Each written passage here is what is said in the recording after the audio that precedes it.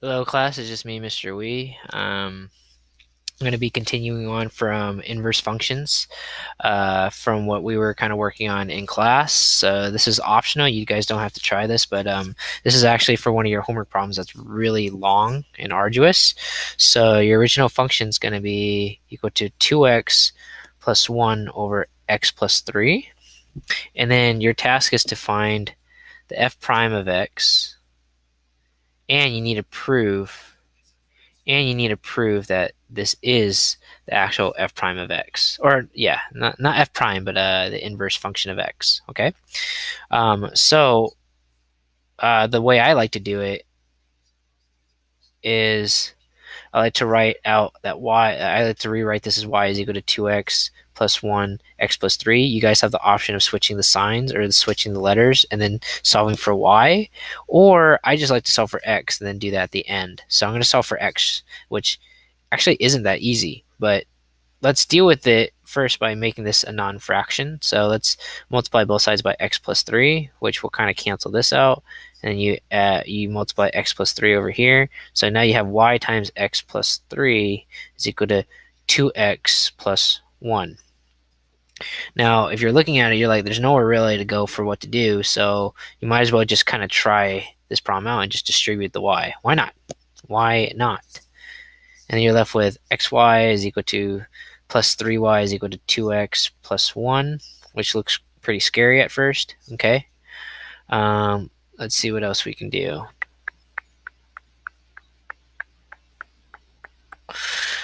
Okay, you can also subtract 3y from both sides. You're probably wondering why you do that. Xy is equal to 2x minus 3y plus 1, and then you subtract 2x on both sides. What I'm trying to do is I'm trying to get all the letters or all the values of x on one side so I can kind of take it out. So watch. You're going to have, what is it? You're going to have xy minus 2x is equal to negative 3y plus 1, right? And you can now factor out the x of both these numbers, and you're left with x minus or x times y minus 2 is equal to what is it? Negative 3y, or you can rewrite this as 1 minus 3y if you don't like the negative numbers kind of coming in the front.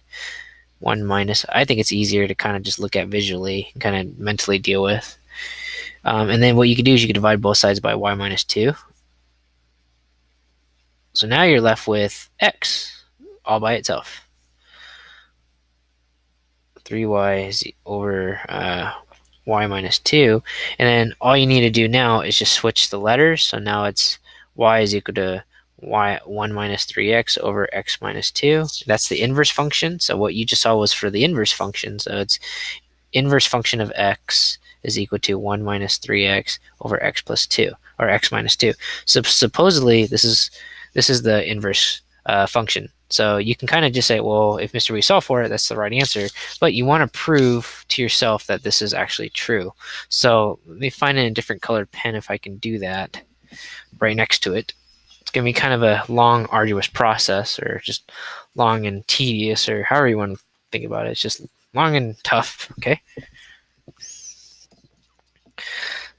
So now we got to prove it. Let's prove. So step 2 is proving it.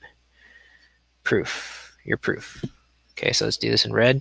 So let's do f of inverse function of x. So it's basically f of the inverse function, or yeah, the inverse function of x. Okay, and before I had this as 2x plus 1, or actually, yeah, let's just write that 2x plus 1 divided by x plus 3 was just the function of x when x was the input, But no longer is x the input in the parentheses. It's the whole thing of f prime, or inverse function of x. So where the x's are is where you're going to put the inverse function of x. So what that's going to look like is this: 2 times the inverse function of x plus 1 over inverse function of x plus 3. Okay?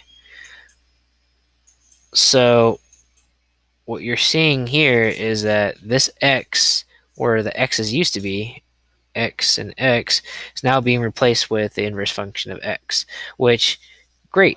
It's actually great in theory, simple in theory, but very tough to do. So let's go ahead and do this slowly. This is 2 times 1 minus 3x. This is, again, what I have down here, what I solved all the way down here. I'm going to put in place of inverse function of x, 1 minus 3x over x minus 2 plus 1 over 1 minus 3x over x minus 2 plus 3. Okay, so this begins a long process. So I would distribute the 2 up in the numerator here, so we end up having 2 minus 3x over x plus minus 2 plus 1. That is over the large fraction of, or that is over the denominator 1 minus 3x over x plus 2, or x minus 2, I'm sorry, plus 3.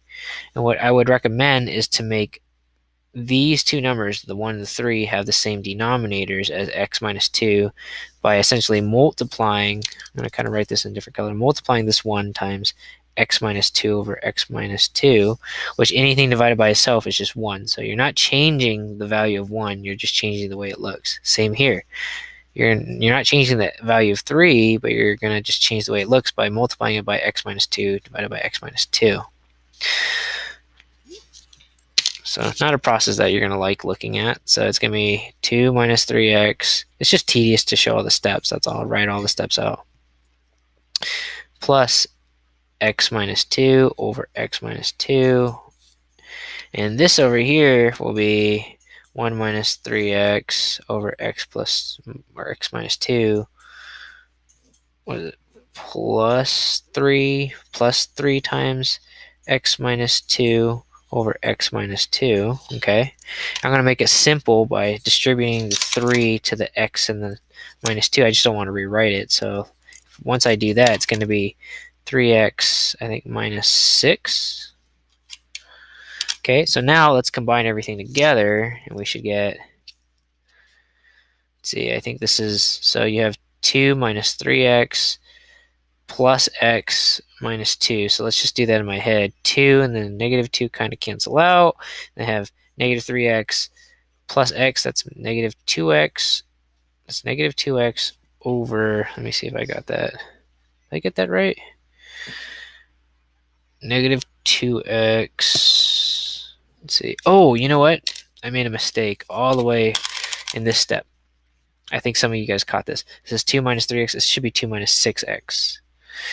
Because I forgot to distribute that 2 to the 1 and the minus 3x. So all these guys, this here, going up here is going to be 2 minus 6x, and going down to this last step is 2 minus, let's just write let's just write out the whole thing, just to be sure. See, if Mr. Wade doesn't show us steps, then he's going to make a mistake. So it's 2 minus 6x plus x minus 2 all over x minus 2.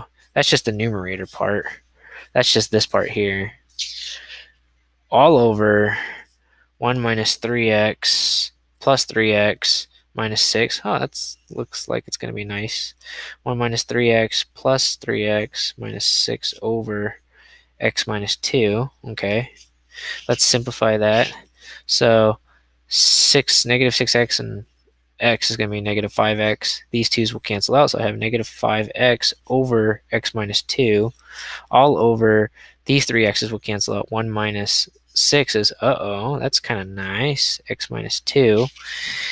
And then what's beautiful about this is both of these are fractions that have the same denominator. So when you divide fractions and they have the same denominator, the denominators will cancel out. That's a little bit of a shortcut. So I don't know if you've learned something similar to that, but that's what I've learned. That's the way I've learned it.